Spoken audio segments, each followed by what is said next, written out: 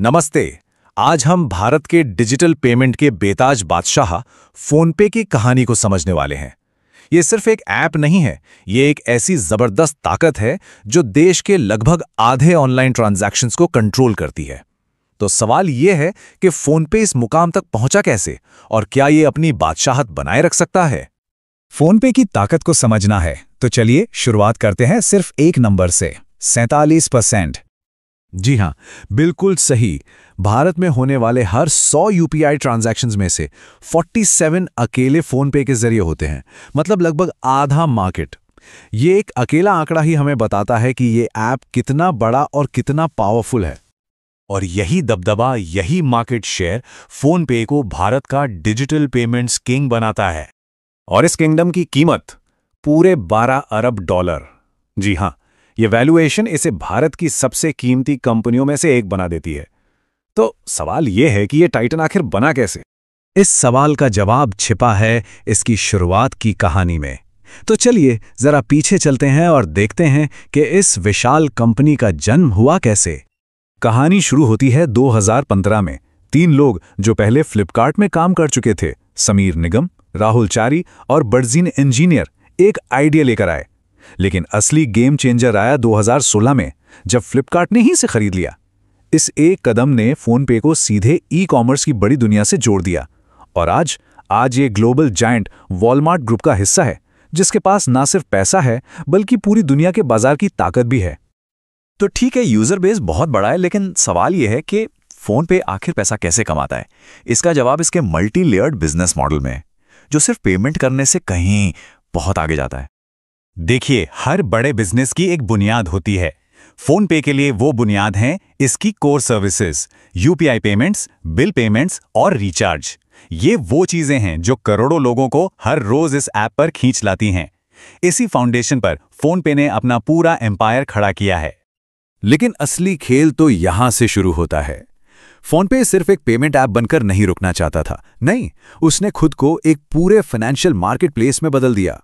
जरा सोचिए, इसी एक ऐप पर इंश्योरेंस भी है, म्यूचुअल फंड भी और हां, डिजिटल गोल्ड में इन्वेस्टमेंट भी। ये सिर्फ सुविधा नहीं है, ये कमाई का एक बहुत बड़ा जरिया है। और बात यहीं खत्म नहीं होती।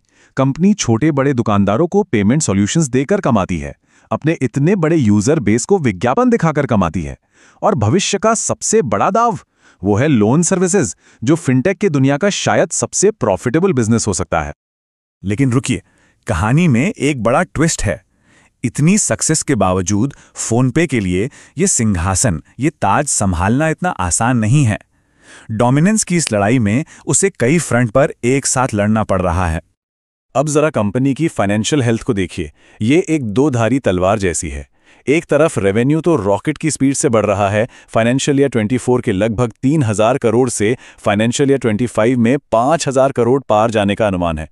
जबरदस्त ग्रोथ। लेकिन सिक्के का दूसरा पहलू ये है कि कंपनी अभी भी भारी घाटे में है। FY 24 में 1700 करोड़ से भी ज्यादा का नुकसान। तो फोनपे की कहानी असल में इसी खींचतान की कहानी है। एक तरफ है इसकी ताकतें, सबसे बड़ा यूपीआई मार्केट शेयर, लोगों का भरोसा और पीछे वॉलमार्ट की जबरदस्त बैकिंग। और दूसरी तरफ है चुनौतियां, गला काट कंपटीशन, सरकार के बदलते नियम और लगातार बने हुए ये बड़े बड़े घाटे। और जब कंपटीशन की बात आती है ना, तो मैदान में कोई छोटे मोटे खिलाड़ी नहीं है। सामने है गूगल पे अपनी ग्लोबल टेक पावर के साथ, फिर है पेटीएम जिसका अपना एक पूरा जमा जमाया इकोसिस्टम है, और अमेज़न पे जिसके पीछे ई कॉमर्स का पूरा साम्राज्य खड़ा है। ये सब मार्केट के हर इंच के लिए लड़ रहे हैं। तो इन सब चुनौतियों से निपटने और ग्रोथ की अगली छलांग लगाने के लिए फोनपे का अगला बड़ा दांव क्या है? एक शब्द में जवाब है आईपीओ। अब आगे बढ़ने से पहले चलिए फटाफट समझ लेते हैं कि ये आईपीओ होता क्या है। देखिए, आसान भाषा में ये वो प्रोसेस है जब कोई प्राइवेट कंपनी पहली बार अपने शेयर्स आम पब्लिक को बेचती है। ऐसा क्यों? ताकि वो बाजार से पैसा उठा सके और भी बड़ी बन सके। फोनपे का प्लान है 2026 से 27 के बीच अपना आईपीओ लाने का, और इसके लिए वॉलमार्ट पहले ही $1.5 अरब से ज्यादा का इन्वेस्टमेंट कर चुका है। ये न सिर्फ लॉन्ग टर्म इन्वेस्टर्स के लिए एक बड़ा मौका होगा, बल्कि ये भारत के सबसे बड़े स्टार्टअप्स में से एक के पब्लिक होने का एक ऐतिहासिक पल भी होगा। लेकिन एक बात समझना बहुत जरूरी है, ये आईपीओ मंजिल नहीं है, ये तो सफर का एक अहम पड़ाव है। इस पैसे से उन्हें और बड़े विस्तार के लिए पंख मिलेंगे। जैसे cross border payments, loan, investment, मतलब एक कंप्लीट फाइनेंशियल सुपर ऐप बनने की तैयारी। तो ये सब हमें एक बड़े सवाल पर लाकर खड़ा कर देता है। क्या फोन पे का आईपीओ उसकी सबसे बड़ी कामयाबी साबित होगा, या फिर डिजिटल पेमेंट्स के इन टाइटन्स के बीच असली जंग तो अब शुरू होने वाली है? इसका जवाब, खैर, वो तो सिर्फ वक्त ही बताएगा।